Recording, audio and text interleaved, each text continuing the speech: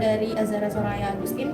Anda lulusan Universitas Brawijaya jurusan manajemen tahun 2016 ya?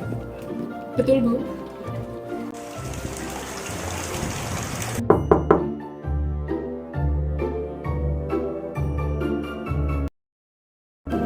Siapa? Maaf Bu, saya terlambat karena tadi terjebak macet dan tadi hujan. Dengan saudari Friska. Anda itu kandidat yang kami pilih dari startup Skin Shine, tapi kenapa Anda ini baru rekrutmen, kenapa sudah telat? Silakan duduk.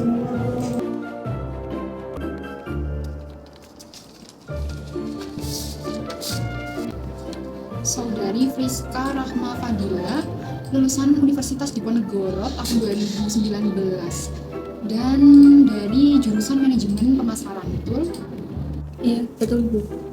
Baik, karena dua kandidat terbaik untuk mengisi jabatan manajer pemasaran sudah ada di ruang interview, kami lanjutkan interviewnya dan pertanyaan untuk kedua belah kandidat. Jadi saudari Azhara Soraya, kenapa Anda tertarik dengan perusahaan startup kami dengan posisi manajer, padahal Anda di perusahaan sebelumnya sudah menjabat sebagai eksekutif manajer? Terima kasih atas pertanyaannya. Saya memahami kekhawatiran tersebut. Keputusan saya untuk meninggalkan posisi sebelumnya sebagai executive manager bukan karena ketidakmampuan atau masalah kinerja, tetapi lebih kepada pencarian lingkungan kerja yang lebih sehat, kolaboratif, dan sejalan dengan nilai-nilai pribadi saya. Saya percaya bahwa jabatan tinggi tidak selalu menjamin kepuasan kerja atau pertumbuhan jangka panjang. Saat ini, saya memang melamar ke posisi yang secara struktur lebih rendah.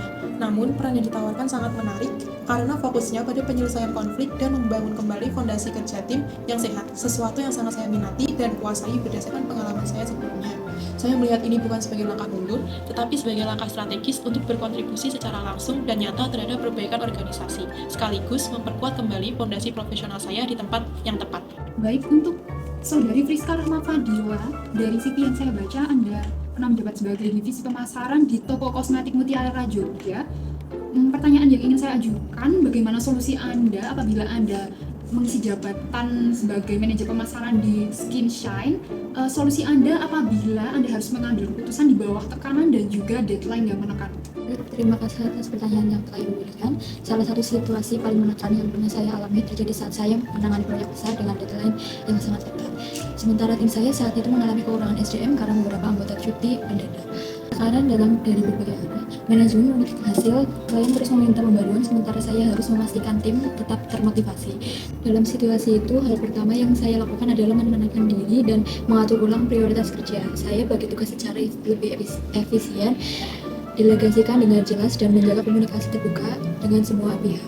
Saya juga pastikan tim mendapat dukungan baik dari segi teknis maupun moral agar tetap semangat. Hasilnya, proyek selesai tepat waktu, klien puas, dan tim tetap solid tanpa ada kelelahan berlebih.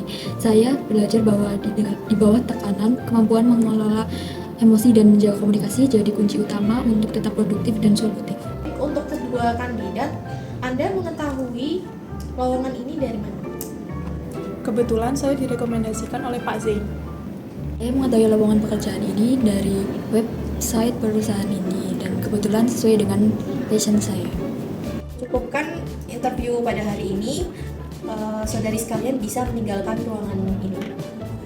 Baik Bu Safa, karena manajer pemasaran ini cuma ada satu posisi dan Azhara saya absen ini, rekomendasi Pak Zain harus kita pertimbangkan. Tetapi Friska lebih berkompeten dalam memimpin tim. Baik, berarti untuk manajer pemasaran posisi untuk Friska Rahma Fadila dan asisten manajer pemasaran untuk Azhara saya absen. Baik, akan saya follow up Pak Zain. Mas Zain, makasih ya udah rekomendasiin aku. Iya sayang, sama-sama. Buat kamu apa sih yang enggak? Ternyata kamu beneran seru untuk Zain.